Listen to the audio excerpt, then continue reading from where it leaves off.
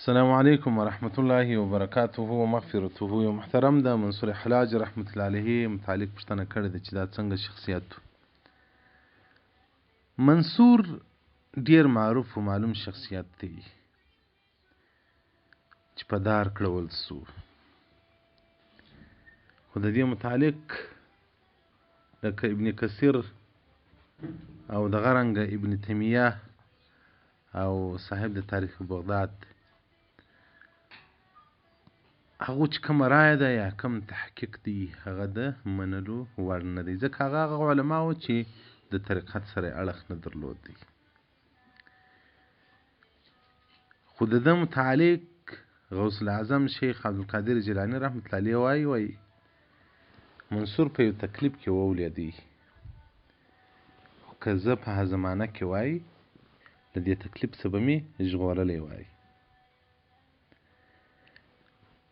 او دغه رنګه مولانا عبدالوهاب شعراني رحمت الله علیه مبارک د ده متعلق ډېر پوره وضاحت ورکړی دی.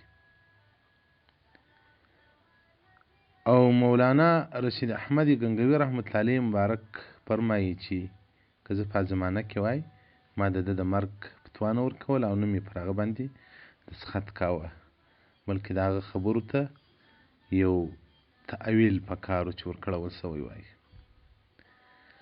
او دغه رنګه مولانا اشرف علي تهنوي رحمت الله علیه مبارک د ده متعلق وایي چې منصور حلاج رحمت الله علیه د باطلو ډلو څخه نه و.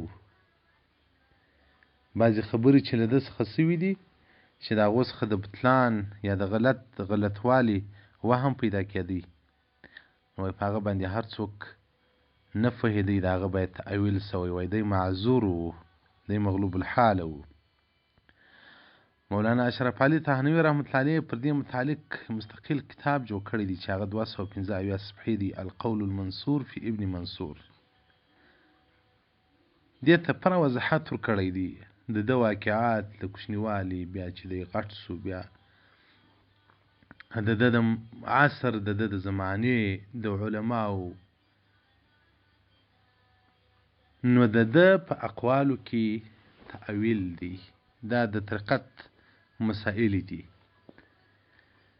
د دې ښکاره مثال دا دی چې د ابو هریره رضی الله عنه مبارک څخه یو روایت دی، ده ویلي دی وای حفظت من رسول الله صلی الله علیه وسلم، وای ما د رسول الله صلی الله علیه وسلم څخه 2 لوښي علم یاد کړل، ومې ساتل.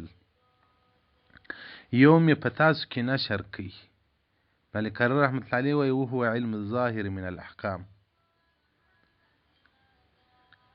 او ابو هريره رضی الله عنه مبارک وای و اما الاخر هغه 2 لوښی علم که زه په تاسو کې وشنم دغه بلعم دغه غوټۍ یعنې دا غاړه به مې پرې کړول چې د هغه څخه علم باطن او اسرار دي. نو ځکه وایي چې فهم د عوامو قاصر دی، له ادراک څخه د مرام نه پوهېږي. او دغه رنګه د کلام څخه د صوفیاو د اهل تصوف له خبرو څخه د خلکو د ډیرو علماو فکرونه قاصر دي، نه پوهېږي. نو ځکه وایي صدور الاحرار قبور الاسرار، سینې د احرارو هغه د اسرارو قبرونه دي، اسرار کې پراته دي. مولانا اشرف علي تهنوي رحمت الله علیه وایي د منصور حلاج رحمت الله علیه په خبرو باندې هر عالم نه پوهېږي. دی خپله وایي زه نه پوهېږم، نو موږ به بیا چیرې په پوسو. نو د طریقت سترو علماو د توصیف کړی دی، او د یو معروف شخصیت و، نه کافر و، نه مرتد و، نه د الحاد عقیده درلوده. کمې خبرې چې له ده څخه صادر سوي دي مولانا اشرف علي تهنوي رحمت الله علیه پر هغه باندې پوره وضاحت ورکړی دی. او په زمانه کې چې له ده سره د کومو خلکو تعصب و او یا د ده په شهادت کې د کومو خلکو فلان و هغه هم ټول ښکاره کړی دي. القول المنصور فی ابن منصور دې ته باید سړی مراجعه وکړي. ما چې دا پوښتنه وسوله ما خو د منصور رحمت الله علیه متعلق مې له کوچنیوالي څخه څه معلومات درلودو، خو بیا مې هم کوشش وکړي چې زه مطالعه پسې وکړم. ابن تیمیه او ابن کثیر خو هغه خلک دي چې په ډېرو شیانو کې موږ ورسره موافق نه یو.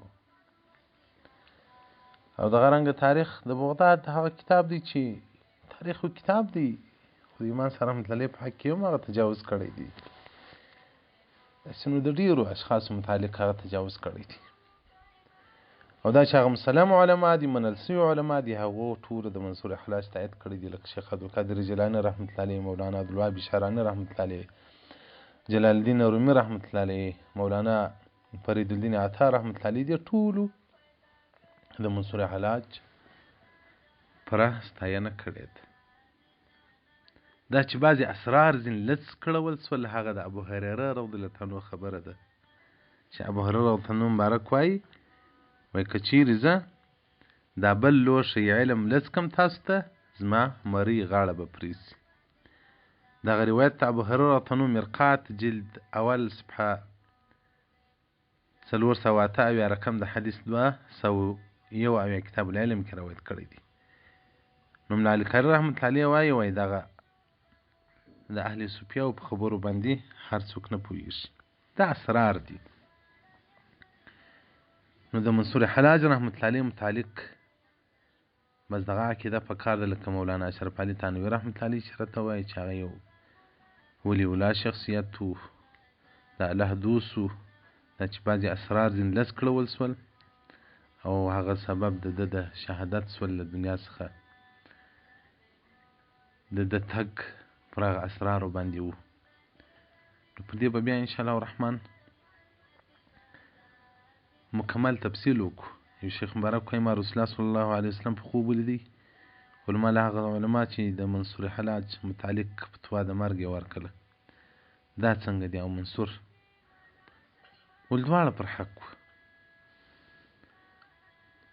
منصور مغلوب الحال و، اسرار ځینې لڅ سول، او هغه علما د ظاهر پایبنده وه، لازم به یې مړ کاوه. او د منصور څخه یو شان بې ادبي سوی و، د هغه سزا هم دغه د ورکول سوه. نو دا هغه د طریقت اسرار دي چې سړی کې پکښې نه وي نو بیا نه پوهېږي، چې پکښې شي بیا کې پکښې شي په دې لاین کې بیا یې تسلیموي هم.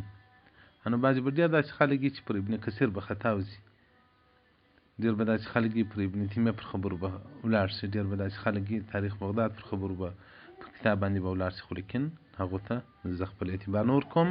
نو مولانا اشرف علي تانوي رحمت الله علیه مبارک تحقیق زما دپاره کاپي و شاپي دي، که تاسو غواړئ القول منصور فی ابن منصور مطالعه کړئ، ډېر ښه او په زړه پورې وضاحت او تفصیل یې ورکړی دی. والسلام علیکم ورحمة الله وبرکاته ومغفرته.